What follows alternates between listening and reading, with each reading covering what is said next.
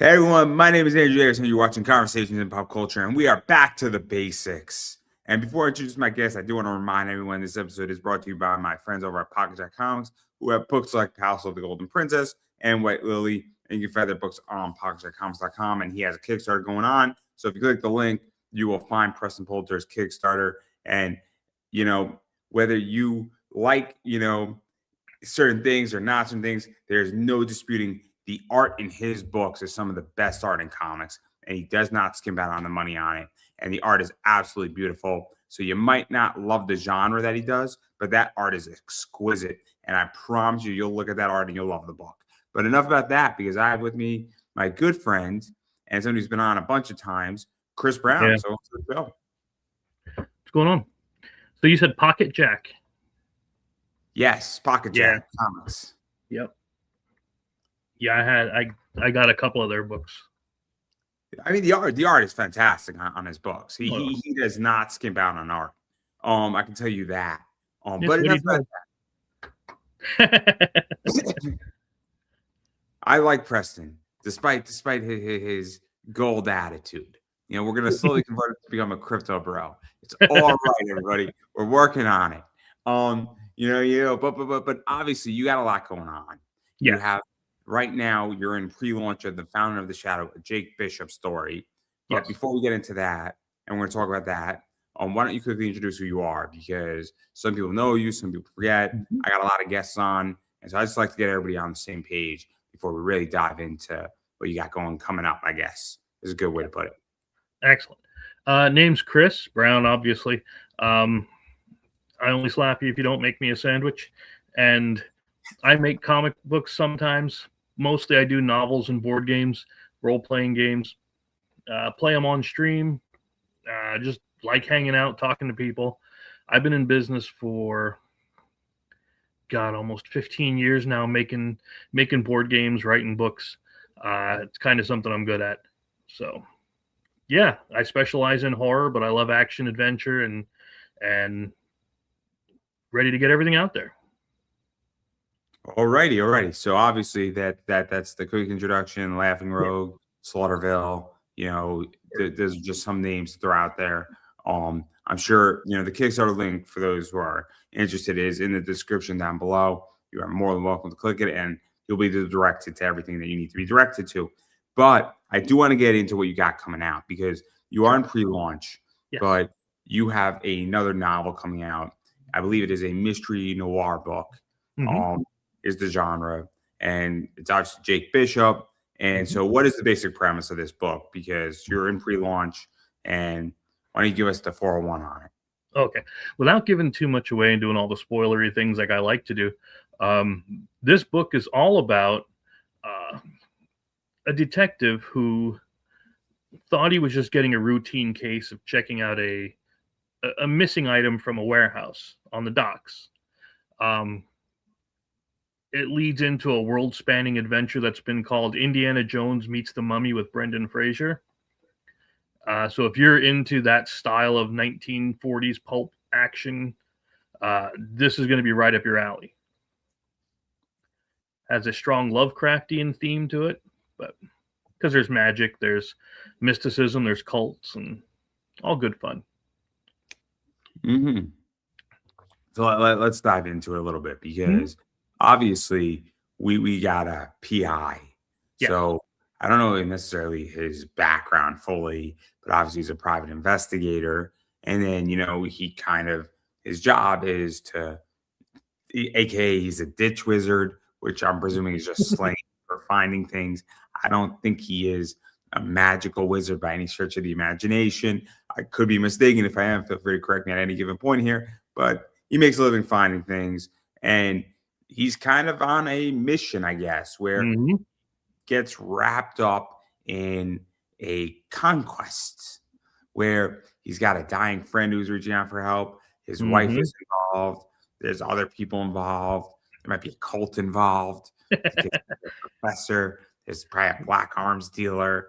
There's a merchant tell you, giving you a good price, and you could sell your spindles back to him if you so choose. Hey, I am just, I'm just saying it. and we don't know why the merchant is not infected yet. But anyway, if you shoot the merchant, he does not come back. No. So this is terrible. This is terrible. So that's basically what's going on. So like, what? I'm gonna go play Resident Evil now for some reason. I don't know. I mean, I did buy a mansion in the middle of a wooded area in like the Midwest, you know, in a city that might be named after an animal, and I decided to have my police force have acronyms. Yep. and it's A and B. It's always so hard to get around in there. You need all the different keys, the metals. Oh my God! Just I love the Spencer Mansion. I love the Spencer Mansion. I cried when it blew up. If I ever had the millions, I would build a replica and then charge people to come in, and we would have a full actor experience. So would you do the Chris story, the Barry story, the Jill Valentine story, or the James Marcus story? Because that's the one that, and for those who don't know, James Marcus is a prick. He's an absolute prick. I love James Marcus for all the wrong reasons. It's terrible. It's just terrible. But having said that, yeah, obviously getting back to your book, I mean, what prompted this book? Because this is a little bit outside, I guess, what you traditionally do with Slaughterville and some other stuff that you've done, because it's more mystery noir. It's not as much horror, I feel. Right. Yeah. There's little bits of horror in there, but it's more definitely your action adventure style of story. And yeah, Jake he used to be in the Naval Intelligence. And then when he came back out of the Navy, he tried to be a cop, but they, well, I mean, all cops are corrupt in the noir universes. So he quit there and he became a private investigator. Now the Ditch Wizard thing, he has magic, but he's only good at a few things. Like he specializes in a couple of things. And one of them is, well, being able to locate and unlock things. So that's his deal, which you'll see as you go through. But where this came from was, do you know Doc Blaylock? Yeah, I know who he is. Yeah. Okay, so he had his book, "Damn Dirty Thing" is what it was called, and I read through it, and we were on just a private chat, he and I, with a couple of other people, and I said, I've been wanting to try, my hand at a different style. Would you mind if I wrote the story? And he said, yes, go ahead. Feel free, run with it. And what was neat is after I finished this, I handed it to him and I said, I want you to take a look through it. Tell me if you like it. And he goes, you've done things with this character that I never thought of. He said, I'm going to take some of these and use them if you don't mind. I said, well, go ahead. I don't care. He goes, but we're going to treat yours as like an alternate timeline because your Jake is different than mine. Yours is more, Indiana Jones style, where his is more Sam Spade grounded, stick to the city style. So that's where we're going to differ in ours. Let's actually talk about this. So what is that like to kind of take somebody's character or take a piece of their character? Because it's interesting, right? Because some people are very protective of their stuff. I'm protective of my IP. I mean, by definition, I don't like when somebody takes a clip. It bothers me.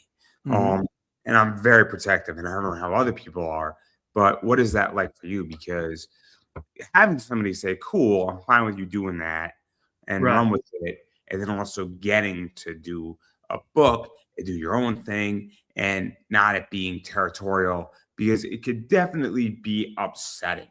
It could, I mean, I'll just state it. If you might get controversial, it could be litigation. It could be, a bitch fit is another word to use here that could occur. It could be fights. It could be breaking of friendships. It could be breaking of alliances in comics, for lack of a better word.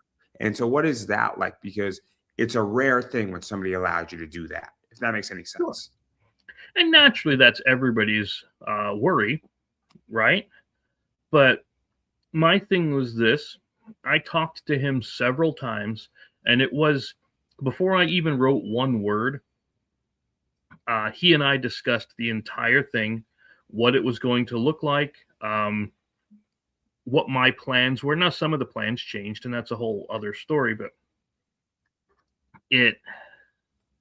how do I say this? It was a very simple and easy process for us because he told me after I send it to him, I said, are we going to work out a profit sharing or something like this? He goes, no, run with it. Take it. It's yours. I said, okay. Simple as that. He's never given me any indication that there was, that there was anything else aside of it. It's been smooth sailing. Now I know that some people do get a bit squirrely, is the nice way to put it, about their properties, and I understand it, which is why, again, I wanted to make sure that things were absolutely clear and understood what was going on with this. He even wrote the foreword in it, so I mean, can't argue there. No, I find it interesting because it's a rare thing, right? Mm-hmm. Where somebody says, "Go take it and run," and I don't want any piece of it. But there's also acknowledgement where obviously there's a different timeline completely, and it's just a different interpretation. It's almost like there's been so many adaptations and adaptations of Sherlock Holmes that you can make the argument that, since so many people have written Sherlock Holmes, there really isn't any true timeline of Sherlock Holmes. Right. And if somebody's writing and wrote 6 Sherlock Holmes books, it's their Sherlock Holmes universe. That doesn't mean that Sherlock Holmes is not on Baker Street, but every Sherlock Holmes and every writer of Sherlock Holmes has a different trait that they have for their Sherlock, for lack of a better word. And so, and I mean, you can make the same argument about James Bond too. Yeah, I have. Once I found out Sherlock Holmes was public domain, I have Sherlock Holmes in Slaughterville, but Sherlock Holmes there is more of a mantle that's passed on to the greatest detective of that age, of that generation. So as long as the one person is there, he's the Holmes. That's who gets the honorific, the title of Sherlock Holmes. The most interesting adaptation of Sherlock Holmes I saw was an anime called Moriarty the Patriot. It takes the complete different, where Moriarty was an orphan with his brother Liam, and they killed the Moriartys, and then one of the Moriartys went with them. The 3 brothers then, so the 2 adopted brothers and the one who killed their parents and the older brother or the younger brother, then took the Lord and became Lord Moriarty. And then they're trying to unite the UK and trying to bring the upper Lord class closer to the citizen class. And the whole idea is that Sherlock Holmes in that is a pawn for Moriarty. But it's an adaptation of Sherlock Holmes. It's brilliant. It's a brilliant anime, and it's so British, and it doesn't look like an anime, but it is. And it's a brilliant, brilliant anime because it's all about, cat and mouse and detective work. And you really get to see Sherlock Holmes be, I don't know, he's not the main character, but he's not the antagonist. He's the protagonist by definition. Really? Not the main character. Yeah. I think so he's the good guy, but he's not the main character. You're not rooting for him. It's a weird dynamic, but we talk about public domain, right? Of that, and it's such an interesting adaptation because you're taking it and you're flipping it upside down, and you're showing Sherlock Holmes on the defensive and not on the offensive as the main character following Sherlock Holmes. You're following Moriarty, the enemy and the main enemy of Sherlock and all his foes. So is he still treated as the bad guy, Moriarty? Oh yeah, he falls on the sword purposely to unite he's the good guy in the sense that he gets the Lord class and the citizens class closer together, and that's objective. But he's the bad guy, right? I don't know if that makes any sense. So kind of like Code Geass with Lelouch. Lelouch unites and solves the problem by making himself the number one enemy to unite the world. Mm-hmm. But you're still the number one enemy. But you united the world, and you got equality in a certain aspect. And that's kind of what happens in that. But brilliant anime. So intellectual. So, but it takes a very different opinion about Sherlock Holmes. But the reason why I bring this up is that it's public domain. And so what is this isn't a public domain character that you're writing about, but you have the right to do it, and it's yours. And that's what's so interesting. I find it fascinating. And it's also the idea where it's acknowledged, but it's not acknowledged in his universe. It's just an alternative version of that. It's almost like I can't think of a book. Is Jack Reacher? Is there a bunch of different Jack Reachers? Technically, didn't Amazon do something with Jack Reacher, or was that Jack Ryan? Yeah, no. Well, they did both, but Jack Reacher is on Amazon, and then there's the Tom Cruise one. There was 2 of those, right? Yeah, 2 Tom Cruise ones, and then 3 seasons of Reacher on Amazon. I think it's 3. I mean, if you have Amazon, everything. If you have Amazon Prime, anything mostly Amazon publishes is free. But anyway, not the point here. The reason why I bring this up is that I would say that those 2 Jack Reachers are not in the same universe. Right. It's kind of like the Batman, the Dark Knight trilogy with Christian Bale is not canon, but it's also not canon compared to like the DC universe. Right. But then they reboot that anyway. Like, I don't know. I just find it fascinating, right? Mm-hmm. Yeah, and you're right. That's pretty much what this is I tried to keep the soul of the character there, right? Who he is, what would motivate him. But where Doc's take is more focusing on the minuscule, on the detective work, mine focuses on the action and adventure. So while there's still some detective work there, it's more cinematic, I guess is the best way for me to put it. That's the way I could put it into words. If you like things like The Rocketeer or like we said, The Mummy, Jewel of the Nile, that style of movie, that was going through my head when I was doing this type of book. So obviously, I don't want to dive too much into the book because I don't want to ruin too much of it, right? I mean, I don't want to beat a dead horse, but because there's actually a lot more interesting things I think we could talk about regarding it and dive in a little bit more into the business side of it, because you have an existing property, even though this is an alternative take, and so that also, because I mean, you have this book already published, but there's a different take on it, and what is that like too? Because you're going to naturally potentially capture some of the people who say, I want more of this. Because anytime you have an alternative, it's no different than if, a TV show gets a book adaptation to continue the adventure.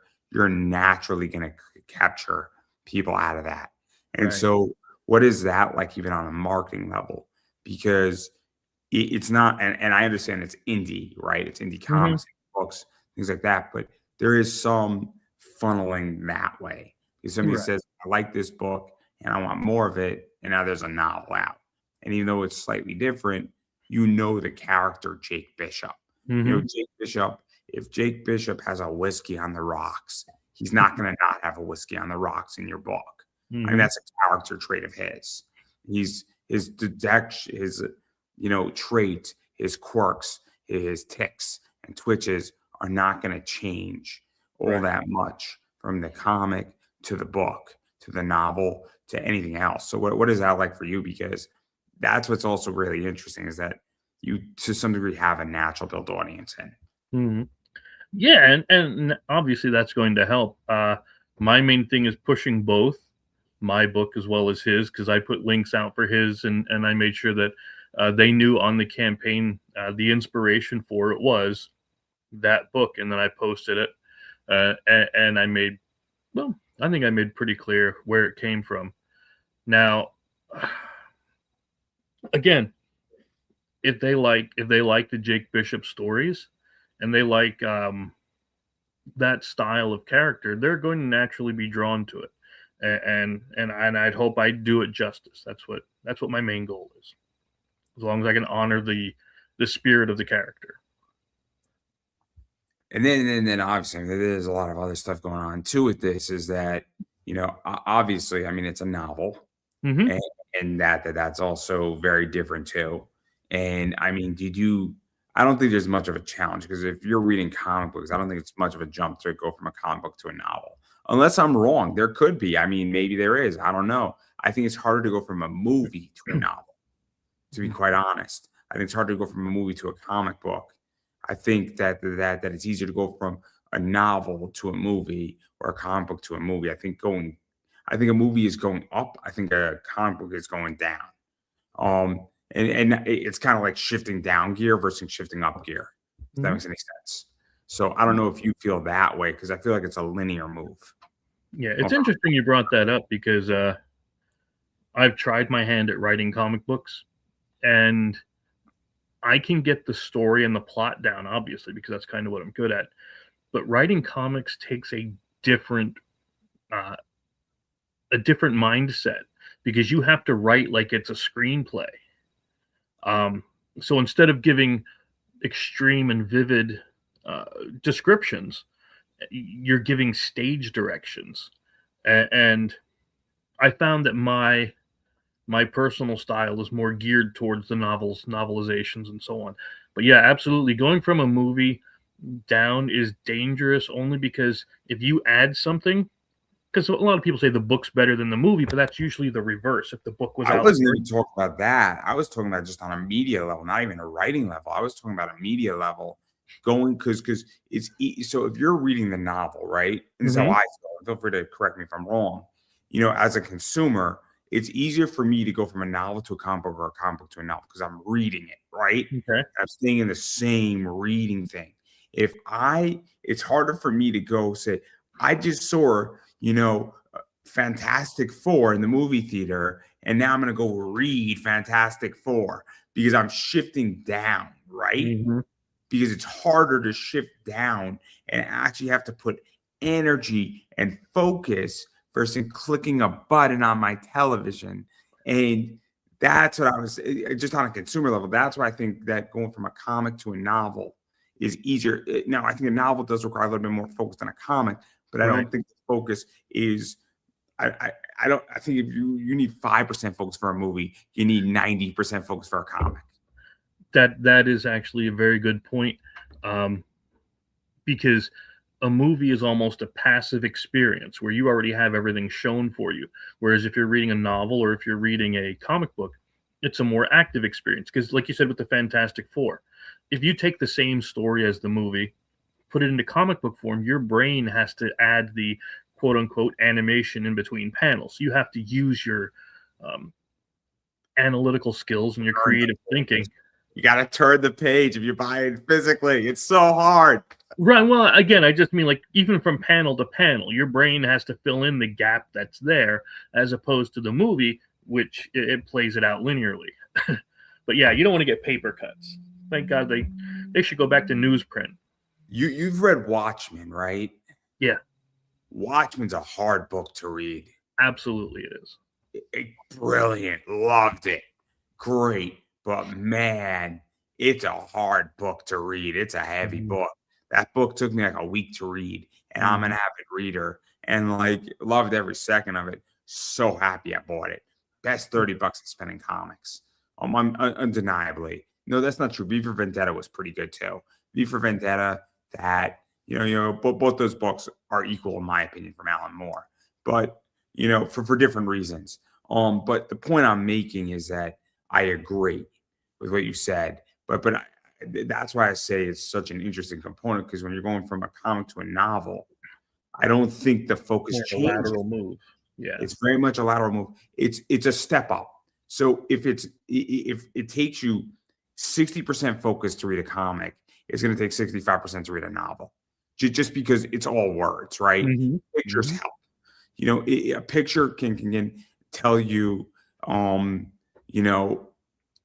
Mr. Fantastic punching, Dr. Doom in the face. Physically seeing it and writing about it are not the same.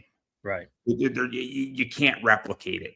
I can't replicate when Doc Ock in Superior Spider-Man punches somebody after he's in Peter's body. He's like, I nearly killed him. Mm-hmm. I can't replicate that in writing. It's one of my favorite scenes in comics, by the way, because it's so insightful into the mind of how strong Peter Parker is. After 700 issues, we're like, God damn, he's been holding back all this time. God damn. That one scene told you more about Peter's character than a lot of the other entire books. I liked that one. Yep, I liked Superior Spider-Man, but it was funny you brought up Watchmen because I just finished reading it the other day again. Yeah. So yeah, like you said, it is exceptionally heavy. There's a lot going on in between the panels, but it's pretty neat. There's a lot going on in between the end of the issues. Those like 4 pages takes you like an hour to read, and you're like, "Fucking A, Alan Moore, fucking A." like what's wrong with you, man? Like, what's wrong with you, Alan? Just because the picture's worth 1,000 words doesn't mean you need 1,000 on the page. I'm like, we're reading about pirates and then other stuff, and I'm like, God damn it! Like, why are we reading about pirates? And then you finally realize why we're reading about pirates, and then you're like, don't skip it. Yep. Wasn't like 3 penny opera in that thing too? Mm-hmm. Oh my God! Just everything was in that. But yes. Oh my God! Just God bless Alan Moore. Yeah. God bless Alan Moore. And the book did a lot better job at it than the movie.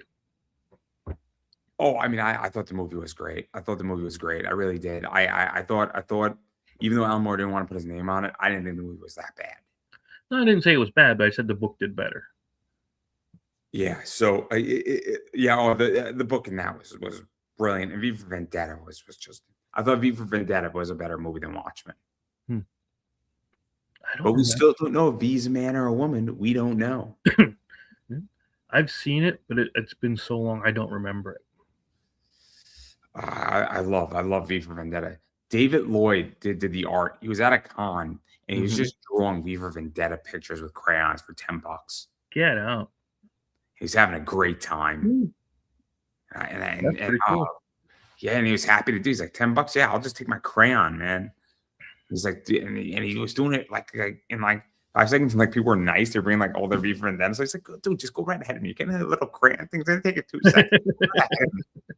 Like it was great. It was a big apple con. It was awesome to the point where what wound up happening is that like he was just doing like crayon work, and it was so cool because it's just taking a crayon. And it's like, and you're watching. You're like, I'm watching somebody do something that's so gifted, and how does he do it in his head? Do it.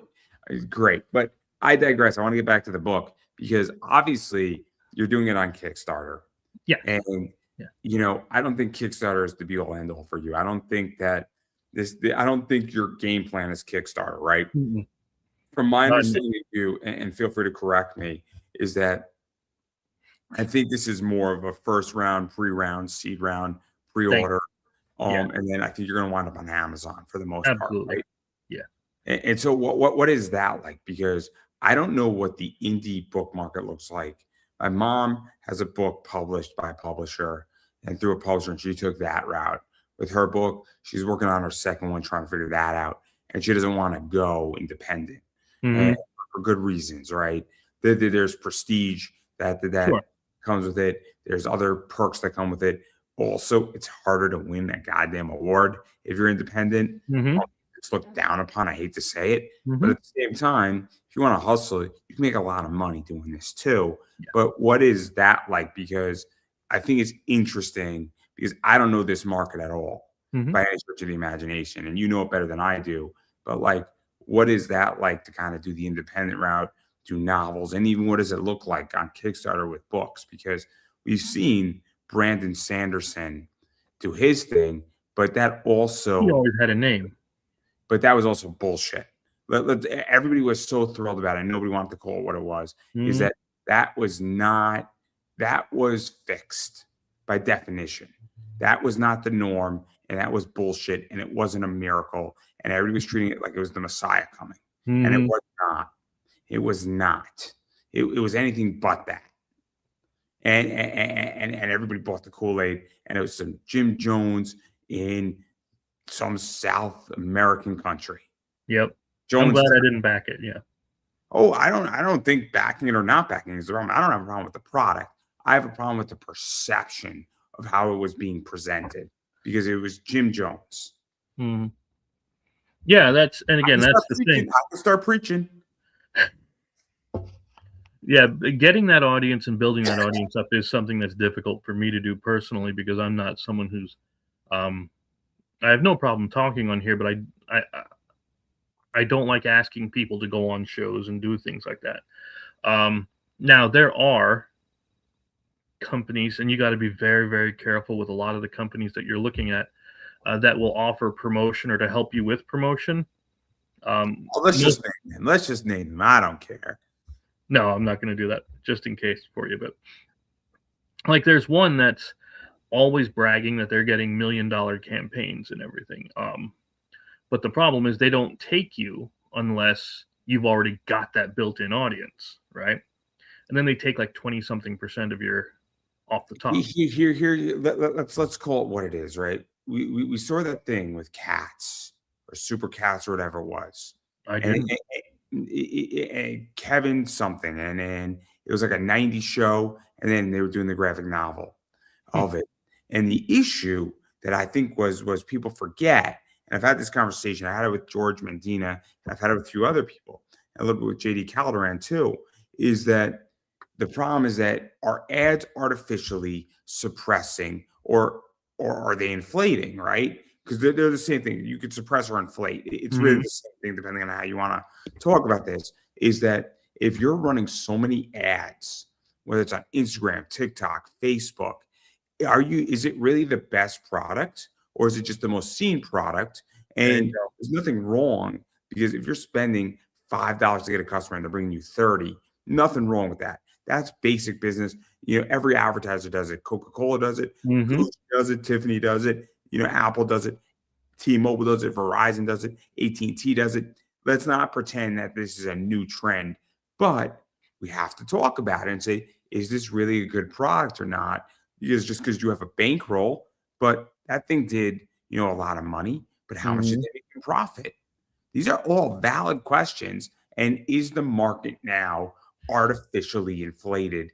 And we're going to pull something up that I got today that's extremely relevant to this, and it's called a bubble. Okay, bubble.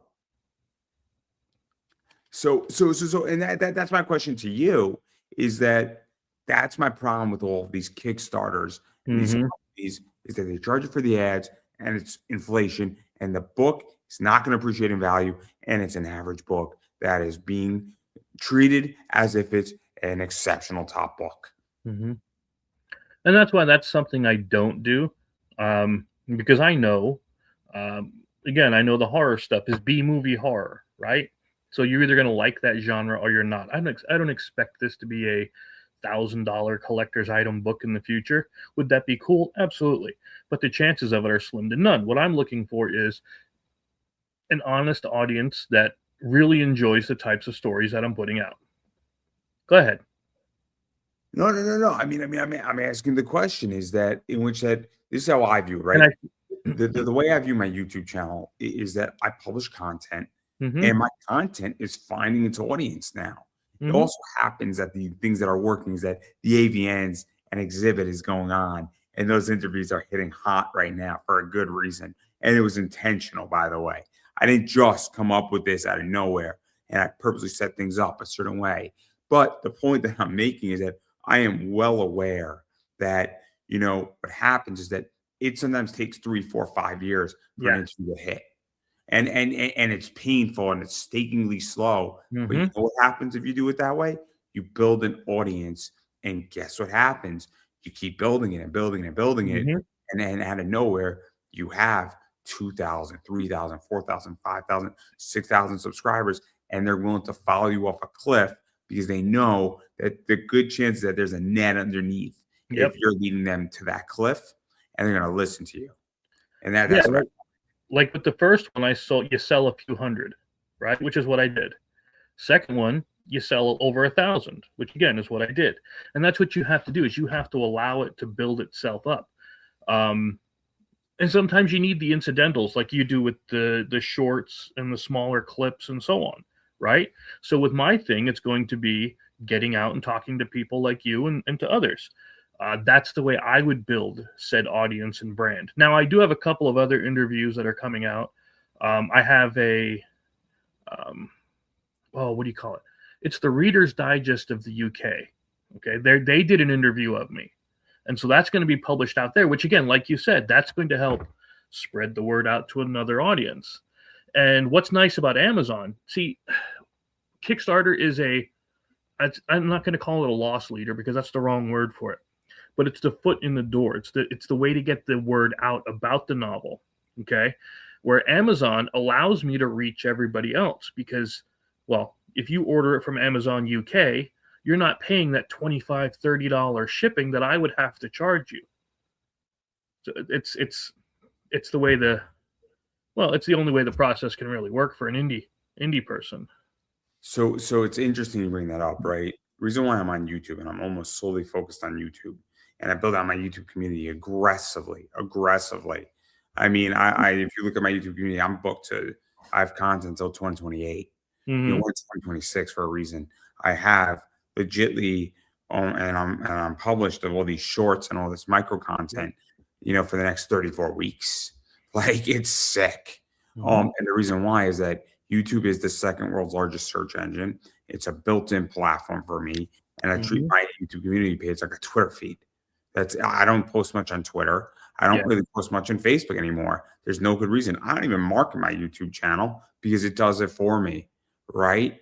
And it's because what happens is that, and me and a bunch of people in podcast groups talk about this, YouTube is the number one distribution because I get the big interview, I republish the interview, I can cut the interview up into 6 parts, publish that, 8 pieces, and I get another 10 pieces of micro content out of that. So if I really want to, I can get 18 pieces of content put on YouTube and various components throughout the year, per interview. It's pretty sick. And the only reason why, I could replicate the whole process on Rumble if I wanted to. Right. Do the exact same thing. I just don't have the time. That's the only problem with Rumble, is that I don't have the time to upload content on YouTube and upload content onto Rumble, and I need an intern. And who says I might get an intern? I mean, I'll go to WestCon, which is in my neighborhood, and I'll say, look, I'm gonna teach you everything you want to know. You're gonna come sit down with me every Tuesday night. I'm gonna teach you more, and it's not gonna look sexy, but I'm gonna teach you more about this than any goddamn big marketing firm. And then when you show up and they ask you to build a YouTube channel for them, you'll be able to do it.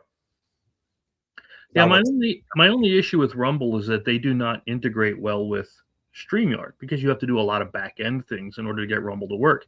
If they did the same thing with StreamYard that YouTube does, where it's just a click and add your channel, they'd be a lot bigger. But Rumble's its own monster. They have such a different component idea, and in many ways, they're actually more dangerous than YouTube. What do you mean dangerous? And their growth pattern is so different because they have like Power Slap exclusively. They have stuff that's perfectly exclusive for Rumble, and it makes sense, right? They've taken the Netflix model, which makes sense. YouTube should have taken that, but YouTube did YouTube Red, and that failed. Oh yeah, because they didn't get it. So, but again, for me, YouTube, it's just content, right? Yep. And it allows me to reach everybody I want to reach in the world, and I reach people all over the world because of that. And again, I don't care what it does today because there's interviews. I mean, there's an interview that I did 2 years ago that's gotten 170, views in the last week, and it's legitimately 200 videos buried. Yep. I'm not even focusing on it. I don't market it. It's marketing itself. Yeah. And it's slowly climbing, just chips away, and it's just drill, baby, drill. And you're right about the Facebook thing. If it wasn't for me talking to a couple of people on there, I would absolutely drop Facebook in a heartbeat, because it's mostly bots now talking to other bots. It's not, there's no real interaction. In fact, any of the groups, like speaking of the author outreach things, I've gone to those groups, private and public. I bet you I've been a part of 50 or 60 of them. And most of them they'll post about their book, and then that's it. They leave. And then it's bots that react, and you can tell they are, or it's scammers. Easy, tons and tons of scammers on there. So it's interesting you bring this up, because it's the opposite in the card world. It's Really? the complete opposite. We're all interacting, and like people posting up, so I'll pull this up right here, right? So I pulled this card. It's for those who know, it's Clyda Drexler, who was on the Dream Team, auto limited 50, right? So I pulled something like, oh, I just pulled this on my birthday. It's like, dude, happy birthday, man. That's a sick card. Dream Team, let's go, right? And like, I'm like, or better yet, this card actually did better than that card because it's Cooper Flag. But the point I'm making is that it's not autoed by Cooper Flag. It's just a cool Cooper Flag card. Mm-hmm. You're like, dude, that's awesome, man. You selling? I'm like, no, I'm not selling. like, fuck you. No. I was like, I'm like, no. I'm like, not for sale. But like, we're all talking about it. People are interacting. Dude, that's an awesome card. Somebody just pulled a 101 Becky Lynch. She's a wrestler. And I'm like, dude, that's awesome, man. Open up a cold one, man. Enjoy it, right? Yeah. And then I post up mine, and I post up mine. Somebody then posts up their 101. I have a 101 R-Truth. Ron Killings card. Nice. Dude, that's awesome, man. And guys like guy pulled a Hardy Boys, right? Winning the tag team titles NXT. I'm like, dude, that's sick, right? And then like somebody else posted up a 101 of Sol Ruka, and we're like, dude, and like 15 people got the joke, but we're all interacting with each other, all having a good time, all engaging with each other, all talking about cards, and it's great. And there's no sales. Because everybody but there's so much interaction. These are all just wrestling fans posting wrestling cards. And I'm like, oh, dude, I got this John Cena 5 of 5. Even though it broke the rules a little bit, nobody was giving me shit. But that's the problem, is that nobody's just posting, dude, I got this limited 5 comic. Yeah, and that's the kind of thing I was saying at. Is there isn't that kind of stuff in most of the communities on there that I've been a part of. Although I will say, I never expected to like R-Truth as much as I do. He is hilarious. I can't help but like the dude. On that card, I want to get it signed. I'm gonna make him put Happy Flag Day. Nice. I think he'll do it, because I think it's gonna get graded. He seems like a good guy. Oh, it's gonna be great. He's gonna be like, dude, or he's gonna put dog, or maybe I'll make him put John Cena as my favorite wrestler. I'll let him do whatever he wants to put on the card. I'll say, if you want to put a Happy Flag Day on that, I think that's funny. Personally, I think that's hilarious. That's not bad. Oh my God. Just putting Happy Flag Day, R-Truth on a 101 foil fractor R-Truth is so sick. But like the point I'm making is that like in this group, there's all of this, right? Yeah. And card groups are a lot of fun, right? Because of that. But like that's the thing, right? Or conversely, like I pulled an awesome John Cena card, I put it up, and everyone was like, dude, way to go, man. That's awesome. Or I pulled a Diana Taurasi card, and it was like, dude, that's sick, right? You got that? You're the one who got that? Like, dude, way to go. Like, so like when you put up that stuff, or I'll put up like I didn't put up, for those, I just pulled a Joan of Arc rookie card, right? I know. A little rookie card, 600 years late, but that card's on fire. Yeah. A little late, right? But like if I put that up in a card group, people be like, dude, that's really funny. Like, like the point is that like it's interactive, right? Yeah. But like these groups are not for sale, they're for just sharing cool polls, because people want to know what you pull. Yep. Or like I'll say, hey guys, is this a card that should be worth grading? But like that's the problem, is that there's no interaction. But like, I mean, I love Facebook, because I'll just reach out to people. That's the only reason why, is that it's an interview hub for me. But I don't need Facebook. I don't even need Twitter, to be honest. I mean, I'm screaming and yelling during football time on Twitter, and I'm the worst. I'm actually right now locked out of my Twitter account because Nice. I want Florida to die. Because he's a bad coach on the Packers. Oh my God, they had that game won like 15 times. Oh my God, just Yeah, I've tried using Facebook to get interviews, and it's so much of reaching out to people. And again, it could just be my audience size that I don't have it large enough where they think it's worth me coming on. And I get just it. knock on doors and I say, fuck it. And then what I do is I'll reach out to a porn star and I'll just say, fuck it. I can't do that. And the reason why is that I don't care. I don't care. So if you don't want to be on my show, or I'm not big enough, or I don't fit the narrative, fuck you. I had that. Somebody wanted me on their show until they saw Which Way I Lean, let's put it that way, and it was instantly canceled. Yeah. But this is the thing, right? I interview all these people, and you want to hear the crazy part? Stacy Lynn, right? T.S. Stacy Lynn, might I throw out there. I bet you Stacy Lynn is not as liberal as you think. We didn't get into it, but I don't think Stacy Lynn is as liberal as you think, right? A lot of people aren't as liberal as you think, and they're not as conservative as you think either. Right. A lot of people are fucking purple in this country, and people have to learn you got to get along with people. But my point is that this is what happened. Somebody was supposed to do an interview. They punted it. I reached out to them, and then they said something that irked me. And they said, "Oh, I'm working a 40-hour work week. I'm starting a company. I just don't have the time right now." Mm-hmm. The reason why it bothered me, and I'm curious how you feel about this, I think it's actually interesting because I'm interested in your perspective on this, is that I'm running an eBay business that right now is riding a very complicated wave with comics and collectibles at the moment. I was working a 40-hour work week. I'm looking for work. I'm managing my finances. I'm running this show, and I have a complicated life, and I'm dealing with a health issue at the same time. And the reason why it irked me is that we're all dealing with the same problem, dude. Your problem and my problem are not that. And when you make that statement to me, what that says that you don't acknowledge and you don't realize that I'm dealing with the same shit you're dealing. I might even be dealing with more problems than you're dealing with.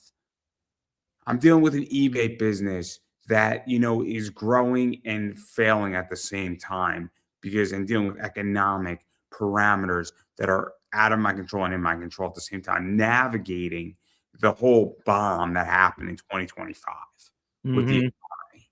And people have made videos on this is everybody's selling their books, but who's buying?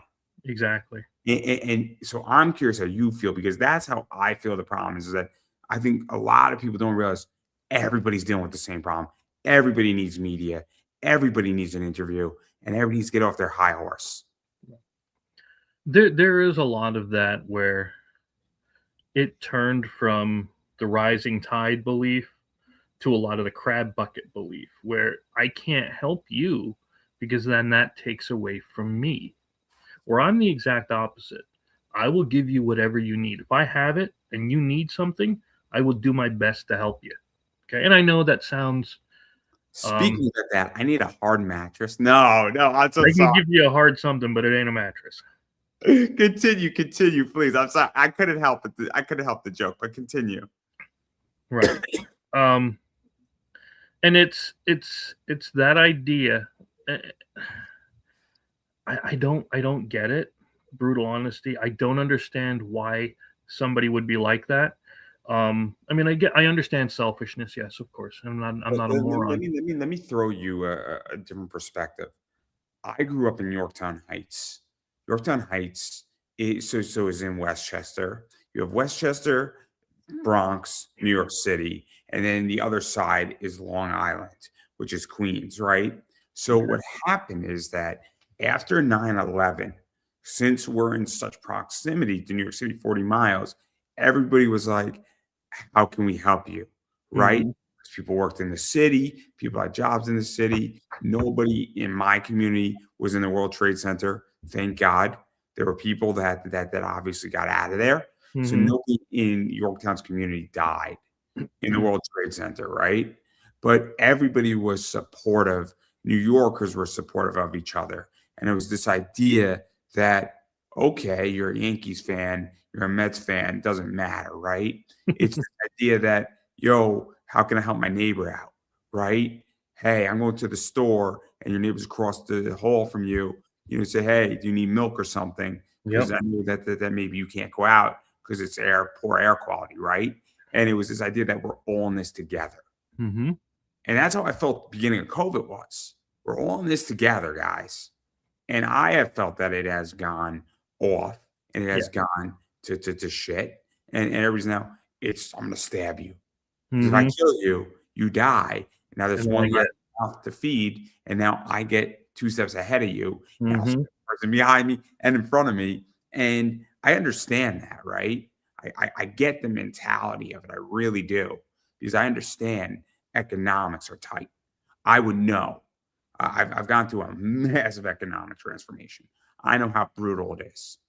So I'm the first person to tell you. But at the same time, I mean, I think it's actually done more damage. It's a funny story.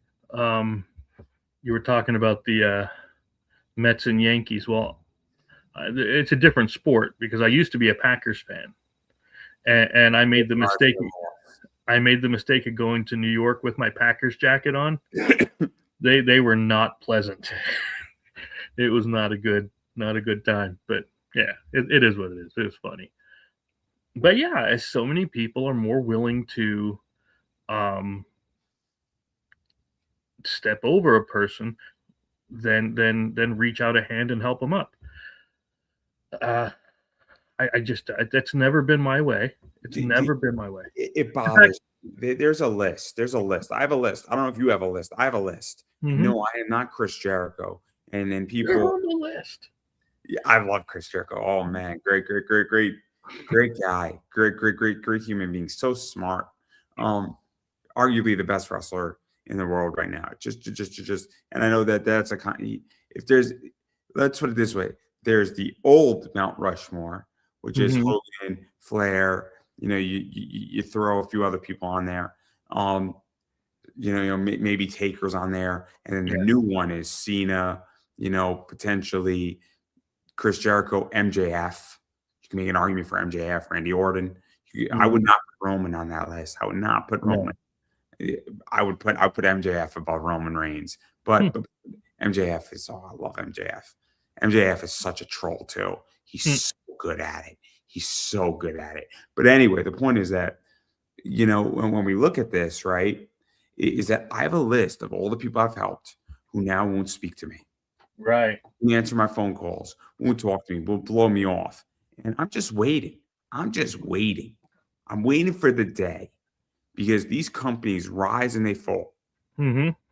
And I know it's a house of cards comics. And I know we're just one pull away. Yeah. We're just one away. Mm-hmm. Because we start with Bad Girl Art. And that thing was brutal. And I was a big problem with that. Probably 12 to 15K easy.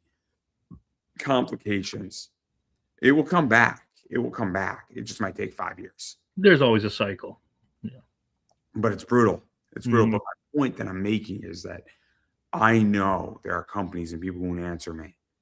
And I can't wait. I can't wait for it to change again and need my help. And you know what? It's going to be fun when they need it. It's going to be fun when they need it. Because Undertaker said it best. The toes that you step on, you have to remember they're connected to the asses that you're going to have, that you stepped on the way up. You're going to have to kiss on the way back down. Yeah. So be very careful who you fucking screw. We were doing the Slaughterville RPG stuff. Okay. And I made this, right? Path of the Pale Rider thing for Lori's books, right? Yeah. And it's an RPG module that works with my game. I'm like, just take it you can sell it, but you handle all the printing, you handle everything else. And because I made it for fun, you know what I mean? Because I like doing it. And you don't see that often. That's why I liked with what Doc said too, was take the book and run with it. It's yours, and that's the way I think we should be. Yes, I know we all need to make money. We need it to live. But at the same time, sometimes I think building the relationship and just being, decent is better. I agree. I try to be decent. I've learned a very valuable lesson, right? It helps. I do a lot of business with tops, right? And I tend to pull a lot of parallels. Don't freaking scream at customer service. Because if you're nice, you say, guys, I think you did a fantastic job here. You know what happens? It gets noted somewhere. It gets noted, man. You say, guys, I got to hand it to you. That was a rough launch, but you guys did the right thing here. You did the thing I wanted you to do for the last 5 years. It was great. There was the John Cena commemorative box. It's 25 cards. It was one per account. Not one per customer, not one per order, one per account. So it took me 3 hours to get it. But they didn't sell out that day. They sold out eventually. It was one per account. So you could not get two. I didn't want two. I just wanted one. Yeah. And I got it. It's $100 item. And it was great because they did the thing that mattered, where they limited it on a product that is so exclusive. And there will never be one like this. I don't care if you do Bob Ross and I get screwed out of Bob Ross. The fact, and when you tell Topps they did that, you know what happens? They're like, this is really useful feedback. Yeah. It's very, very helpful to say, hey, I'm just curious about this thing over here because I know it's a super low print run. And I've done the numbers, man. Every 15 cards is getting a parallel here. And I'm super excited for it. Do you have an idea when it's dropping? Or what's a parallel? A parallel is a card. So this is a parallel, right? So what it is that, let me see. It's hard to see it. I don't know if you could see the number on it. Yes. That's a parallel. So it's a numbered card. This just happens to be an autograph parallel. So a parallel is that what Topps does is that, so I'll show this right here, right? This right here is the 101. You can see that 101 there? Nice. That's the R-Truth, right? Yeah. So 101, there's only one of those in the world. So it's a gold foil, right? So what they do is that's stamped on it, and there's only one of them in the world. So that's a parallel. And so that's the concept, right? So when you have a low print run of 400 cards, they print 90 parallels. The way it works is that if you have a print run of 400, every order gets one. If there's left over, they repeat the cycle. If there's still left over, they repeat the cycle. If there's still left over, repeat the cycle. It's sick. It's sick. So if you have a low print run of 400 cards, and there's been some that have been a part of, you get 4, 5, 6 parallels. And those cards trade higher. Okay. So a parallel might trade for $50 and the base might trade for $6. So think about if you get 449 parallels, you can sell them, and you bought 20 of them for $100, and you just made like $120. You still have all your bases, and you still got your one parallel for yourself. It's very profitable. There are parallels like that. R-Truth is a parallel. I don't know. It's maybe a $600-$700 card. Wow. It's whatever I want to sell for, right? Yeah. Well, yeah, it's one-on-one, right? But I don't want to sell it because it's awesome.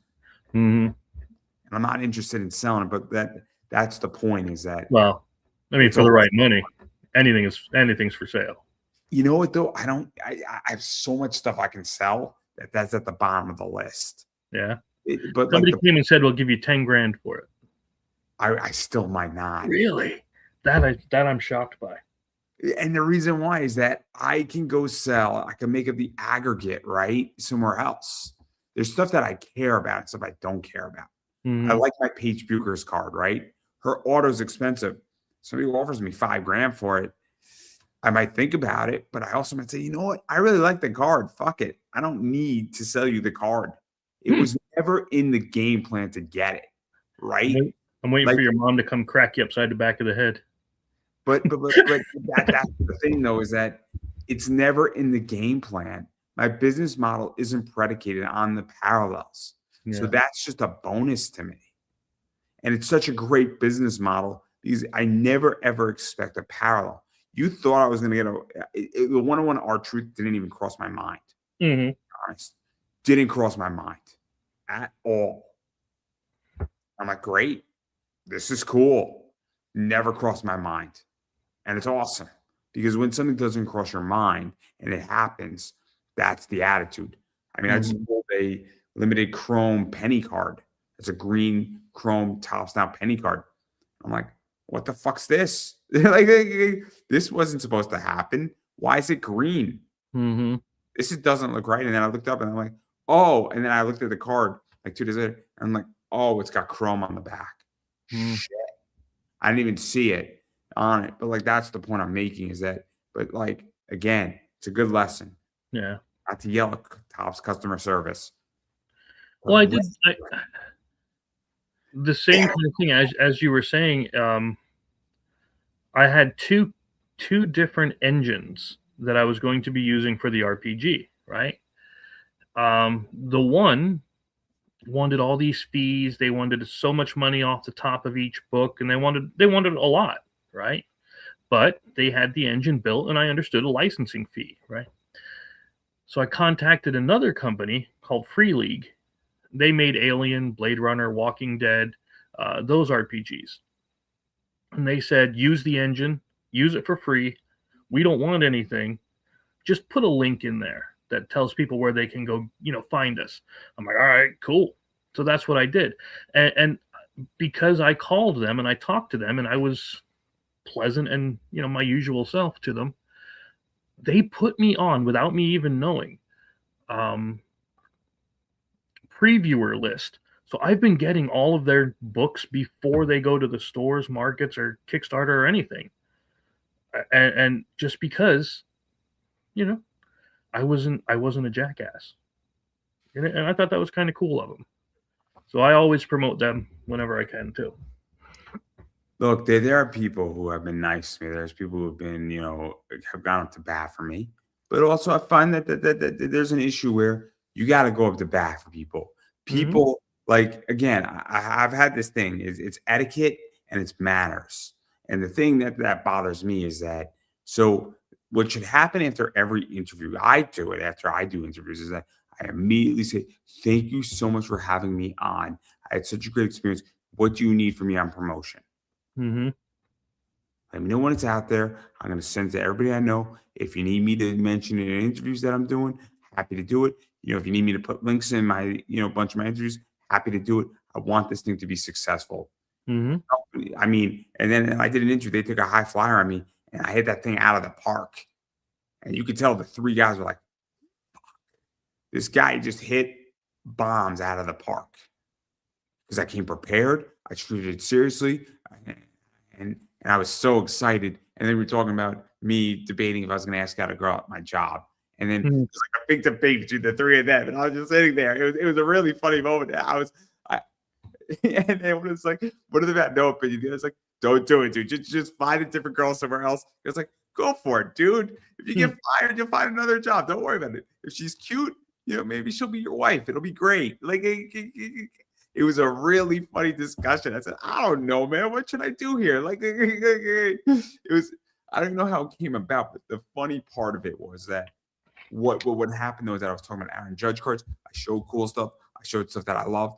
And then they were like, dude, you do realize how rich you're going to be? I said, maybe I'll have 2-3 million. No, they're like, no. You're going to have like 15 to 20.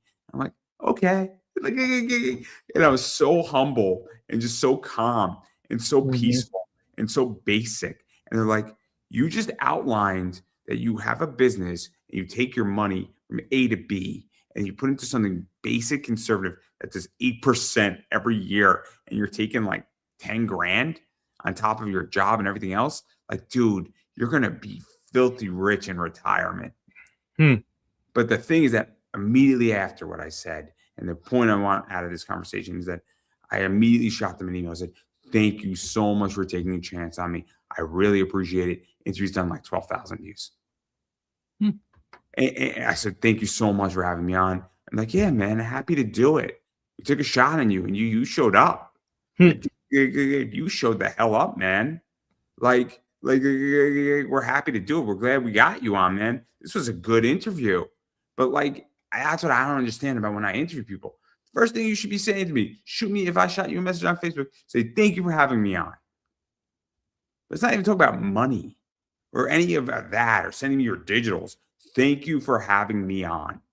I really appreciate it. And that's what I don't get about this industry. And I would love an answer. I would love an answer from everybody. I would love one. And I'm jaded, but it bothers me. It really bothers me because it seems so simple. Sorry. No, I just don't understand these kind of things. It helps everybody. It helps everybody in the long run. I had a professor when I studied abroad in Washington, D.C. Their program, the Washington Semester Program, which is a worldwide renowned program. Study abroad, very cool idea. What he said is the magic words in DC are please, thank you. When you say, hey, please, can you help me out? Goes a long way. And thank you, I appreciate it so much. Please, thank you, right? And 2 magic words open up a lot of doors in DC. Very helpful words. Yeah. Or I need help. That's also a good word to use in DC. I need help on this project. I don't understand this committee. Can you explain it to me? I was doing something and my boss changed because he got promoted to being the chief of staff. And then I had somebody else come in and I said to Derek, hey, what's the help committee? I know in the House they have this committee, but what's the help committee? He's like, oh, the help committee is this thing. And it's just that they combine healthcare and education into one committee in the Senate, and in the House, they divide it. I said, got it. Didn't know that, right? But hey, could you just give me some insight into this? Because you know better than I do. Didn't know it, right? You can't know everything. But hey, I need help on this thing. Could you just give me some insight into the help committee? Give me like a 5-minute 401 on it. 5 minutes, easy. Took Derek 5 minutes to handle the issue. Perfect, right? So like, again, I just don't get it. It bothers me, but I digress. So I just don't get it. But, I have a list. That's all I'm going to say. I have a list. And I'm waiting for the day when all these people, because it will come around. It will come around. And, that's that. But again, so let's actually talk, even going back into Kickstarter a little bit, because I mean, we've beaten Kickstarter a lot, but I am curious, is that obviously I think there's a hardcover of this, right? There will be, yep. And then is there going to be also a soft cover? Soft cover, hard cover, and a custom cover. Yep. So what's the custom cover? I can't bring it up here, but Glory takes the covers, rips the covers off. Gotcha. And then puts a book cloth over it. We're doing a gray book cloth because of noir stuff with silver silhouette of the Jake Bishop character on the front, and then the title. So yeah. Yep. And it has a charm, which I'm still debating on what I want the charm to be, but for a book, for one of those bookmark strings. Yeah. It's neat. I did it for the 2 Slaughterville books. I'll do it for the 3rd one when I do that one. But yeah, so much I want to say, but so much I can't. So I see. As a good Christian, I can't say some things. Is it confidential, or is it just that? No. There's plenty of things I can't say, but it's not because I'm a Christian. It's just that I have an NDA on a few things, so I legally can't say it, but I'll fucking say a lot of other things. I have no problem saying a lot of things because I am not a Christian, and therefore I can't be good or bad because I'm not a Christian. Let's put it this way: I believe that there are certain styles of books that are pushed harder on places like Kickstarter than others. Let's just say that if you have a topless book, but There you inside go. the book isn't that.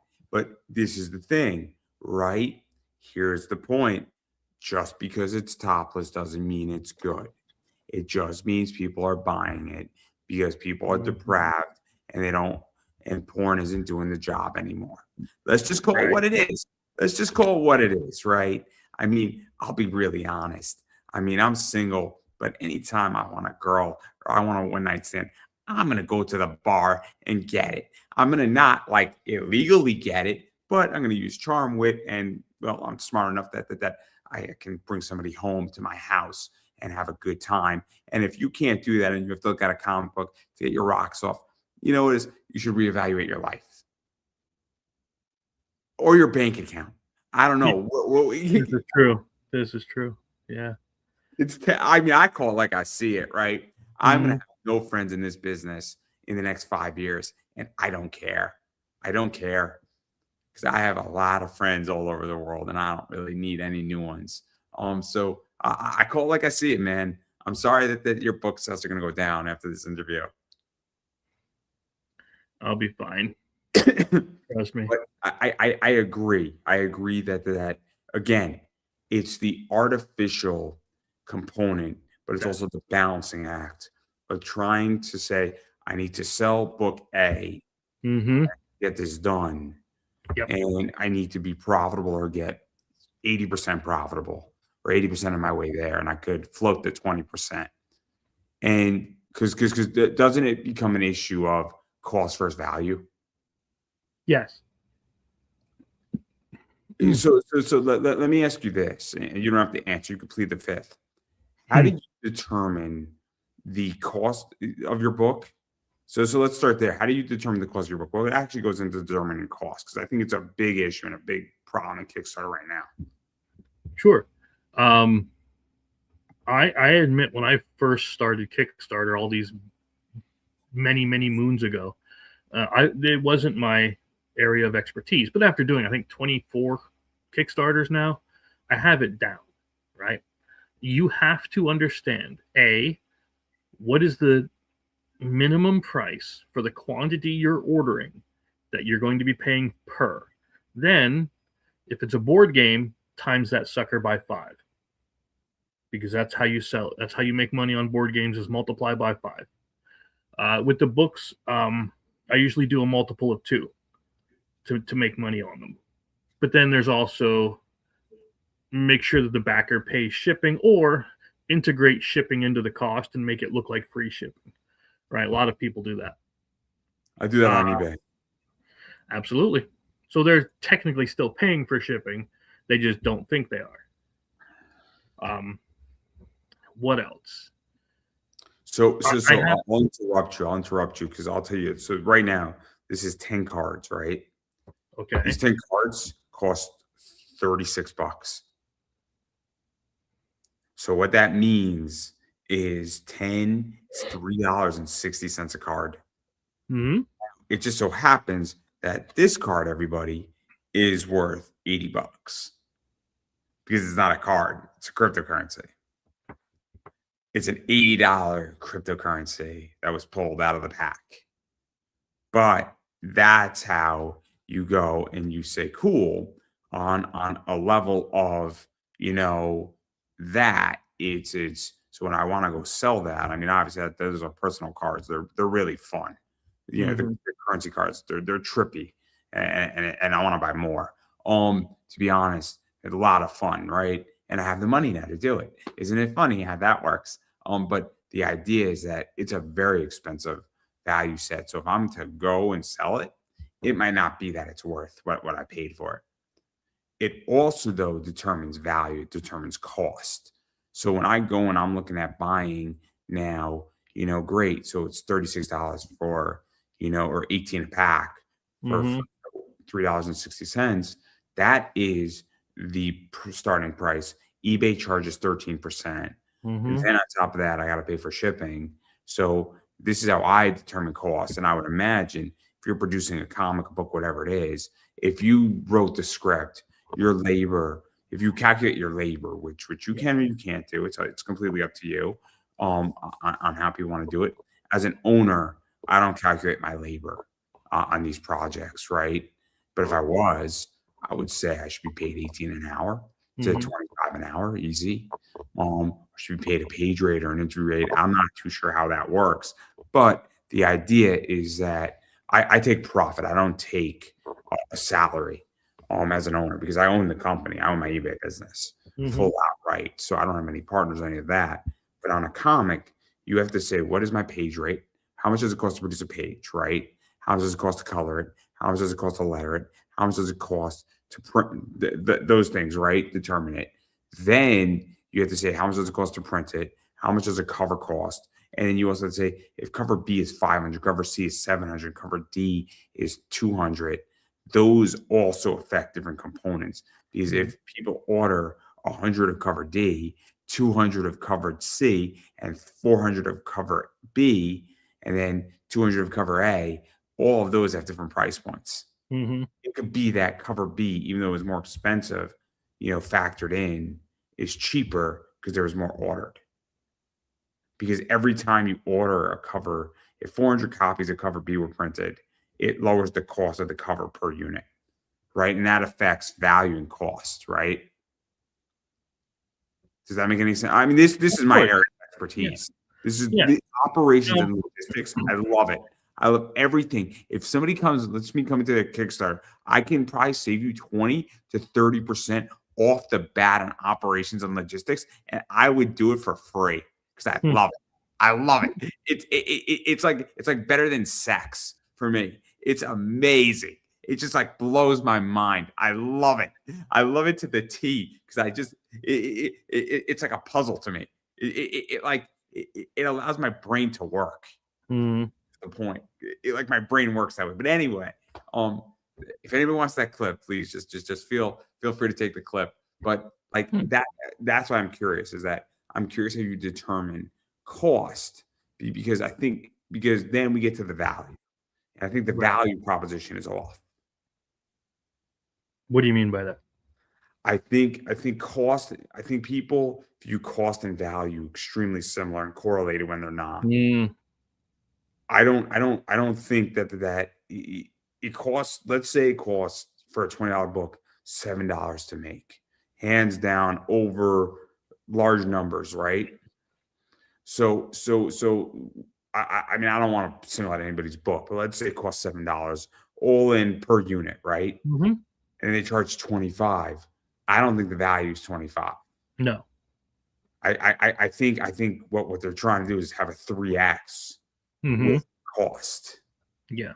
And I'm not calculating shipping. So let's say shipping pumps it up to 13. So I get it, right? So I think the value of the book, it could be $7, it could be $10, it could be $5. But I think that's where this whole thing in Kickstarter's gotten messy, is that just because you're charging X for a book doesn't mean it's worth that. 90% of these books are dollar bin books in reality. Sure. And that has nothing to do with the quality of the book. It just means the book's not valuable, right? There's plenty of books that are in a dollar bin that are awesome books. I picked up a Brian Pulido Lady Death 10,000 leather-bound copy in a dollar bin. Really? Awesome book. Cool as fuck, right? Knew nothing about Lady Death. I'm like, this looks sick. It's $1. I'm in. and I could tell the book was loved, right? I could tell somebody loved the book. I was so happy about it too, because I'm like, oh, this book looks cool, right? You go to dollar, bin day at your comic shop, and you bring out $30, right? And you say, I'm getting 30 bucks. Let's have fun. Like that's what it was, right? And my mom was there too with me. It was great. And then I went to eat at a diner. It was great, right? Nice. The whole day was perfect, because it was like, spent $30 and I got 30 cool books. Some trippy shit that I'm like, what the fuck's this? I have no idea what this book is. It looks cool. And then I was speaking to the comic shop owner. I'm like, this looks cool. What is this? He's like, I don't know. And I'm like, I don't know either.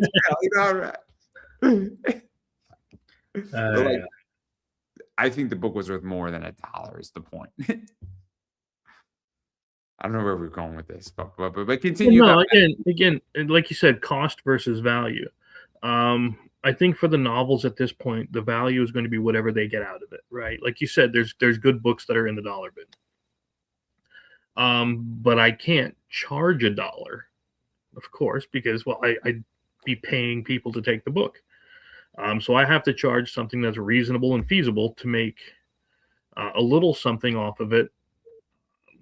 But I try to keep it as cheap as I possibly can in order to make it more accessible.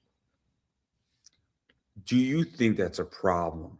And I don't mean that you're charging because you're a business, right? You got to make money. I got to make money too, right? I try to keep my cards, and so I try to keep, if I buy a card for $4, I try to keep it around $7.50, $8 Mm-hmm. for shipping. I'm not making a lot on you. I'm making about $1 after it's all said and done in profit. So I mean, that's not terrible. That's what, like 20%, or is it 25% in profit? Which isn't bad, right? All things considering, especially if you're moving like 20 of them, it's not Mhm. terrible. But I'm not getting rich off of you by any stretch of the imagination. But but I find that people try to sell these cards for like $16, and I'm like, that's a little high, Mhm. especially when it's brand new. And so I guess what I find, and this is my problem on Kickstarter, is that I go on Kickstarter and I feel like I'm being priced out of the market. Mhm. $20 for a cover A, I'm priced out. Yeah, Eh, if you're talking comic books that are like 28 28 pages. pages, that is a difficult sell, indeed. Uh, But I see the campaign does like 16,000. I'm like, I don't mhm. get it. I'm missing some. What am I missing here? If I knew that, I mean, I want to know what I'm missing because I'm curious, and I'm also saying to myself, like, I can't be this stupid and I can't be this dumb. I've been doing this and involved in this space for the last like 20 years of my life. There's maybe not like the last 15, and I'm like, since I was 18, I'm like, what am I missing here? Mhm. And that's why I'm asking you, because maybe you see something different than I do, and I don't know what I'm missing. Again, it depends on the style of book. It depends on the um, like let's take, obviously we talked about the boob books. They're going to sell no matter what because people are strangely attracted to that kind of thing. Are deprived and porn isn't doing it. Yeah, it's odd. But let me ask you this: what's one of the more famous YouTubers that you know? That's in the huh? John Della Rosa. Bella Rose. Yeah. I actually like him. I think he makes some good points. Okay. People with the larger audience have that already built in, and they're able to do that, charging more for it, and get it because people aren't buying the book; they're buying the personality. They're buying the person behind it. But I don't even think Eric July. Yeah. That's what his whole business of the comic book was successful on, is that people bought it because of his name. Now, I like them. Not all of them. And I've told him that. And I have no problem saying it because I like, some books I like. I don't like others. It's not that big a deal. But in those instances, people are buying the name. Like you go to a Mike Baron book for Mike Baron, right? You'll try a new property because of his name on it. Same thing with Chuck Dixon. You'll buy one. Scott Snyder. Same thing with Scott Snyder. Oh, Scott Snyder, Jeff Johns. If Jeff Johns puts out a new book, I'm going to check it out. I don't know him personally, but I know that I liked his other stuff. Now, have I been burned on that? Absolutely. But this is the difference, though, with somebody like Mike Baron, Chuck Dixon, Scott Snyder, Jeff Johns. Those people have been doing comics. Dan Slott, right? Dan Slott's been writing comics forever, right? So I think it's a little bit different when you go take an Eric July, or you take a Brandon Sanderson, or Brandon Sanderson's been writing books forever. I was going to say he's been out for a long, long time. Yeah, he's been out forever. He had that following. But also he has a track record Yeah. in regular media outside of this. But JD, is it JDA or GL? I think it's JDA, John Della Rose. Yeah. Yeah. I don't want to get it wrong. No, it's fine. I don't know him personally. I just Yeah. I like some of his points because I think he has some really fair positions and he calls things like he sees it sometimes. I also think he gets things wrong. Oh, everybody does. But that's fine. It's humanity. But my point that I'm making is that I think with him, it's a little bit different than with and Eric July. I think they're different. Chuck Dixon does an indie book or an indie novel. The point of Chuck Dixon is that Chuck Dixon created Bane. Like you get a lot more credibility, or Scott Snyder created the Court of the Owls, right? Talent, you get a lot more credibility than if you're coming out of nowhere, right? Of course. So that's my point, is that I think that there's a difference between somebody who's been writing comics forever. I'm trying to think of somebody else, like Mike Baron, right? Thin Blue Line, right? I'm willing to try Thin Blue Line. I'm willing to try stuff by Mike Baron because it's Mike Baron. I trust that Mike Baron is also going to get it to me because Mike Baron's proven that he's going to get it to me. That's the thing. Yeah. But also Mike Baron did Punisher, 2099, I think. He did the regular Punisher. Yeah. Did he do 2099? I don't remember off the top of my head if he did. He might have done both. He might have. He could have. Yeah. The point is that about Mike Baron is that I know Mike Baron is, but he's a seasoned writer. So, but it's also, I don't think Mike Baron is pulling in what Eric July is doing. But Eric July's business model is whatever. But again, I mean, I didn't read anything Eric July has done. I actually read less and less comics. I'm reading a lot more manga, to be honest. I find manga to be a better product than comics. And that's another thing. Yeah, people are switching. It's also cheaper. It's $4 a month to get as much Shonen Jump as I want. I can legitimately read all of One Piece and Naruto and anything from Shonen Jump, including all the new stuff that comes out weekly, for $4 a month. So if I'm reading legitimately like 300 chapters a month for $4, I mean, this is the issue too. Like Global Comics, no offense, but like it doesn't work. You guys need to create an app and mimic what Shonen Jump did, this media did, and you got to do it. I've stopped buying a lot of the indie comics because they refuse to put out a PDF with their physical. Because I'll buy the physical, keep that nice and safe, and then I want to read the PDF. Really? They stopped doing that?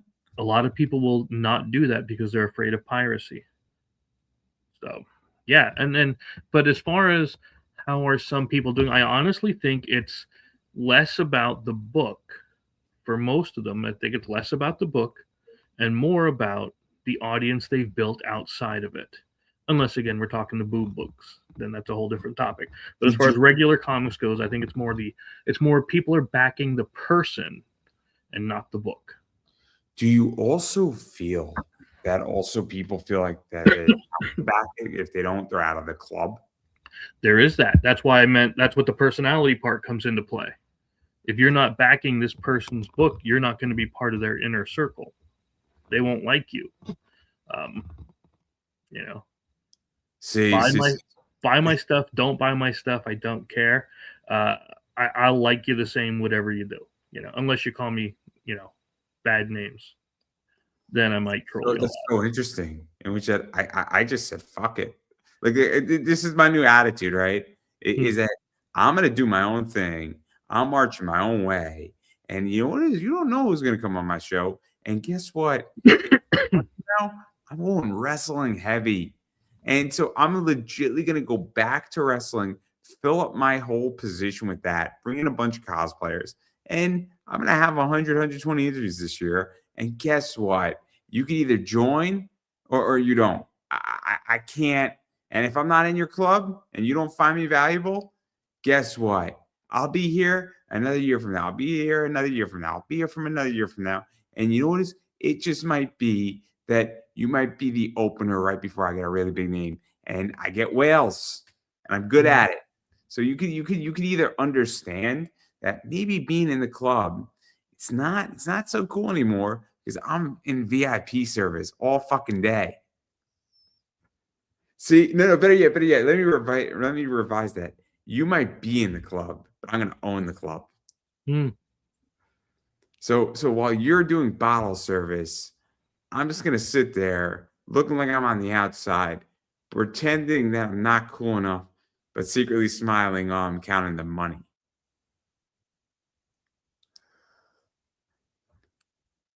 See, isn't that what we want to do? It's like buying a bank. It's just not my priorities, man. It's not my thing. I'm good. No, all I want to do is that, again, I march to my own beat because I have to. And I'll ask you this. This is the final question I'm going to ask you before I let you promote yourself. Is, do you feel that you as a creator have to go by your own code? And what I mean by this is that you have to go and do what you think is right in certain circumstances, regardless of how people feel and what other people do to you or act or have done to you, because at the end of the day, you got to sleep at night. Yes. Do you feel that? Because that's how I feel, is that I have to go to bed at night. And if you screw me, I'm not happy about it. But if I could sleep at night, yeah, I got screwed. You don't forget, you move on, you deal with it. But what you do is that you don't deal with that person again. But I sleep fine at night because I have to go to bed at night, and I have to go to bed relatively peaceful as many nights as I possibly can. I don't know if you feel that way. Mm-hmm.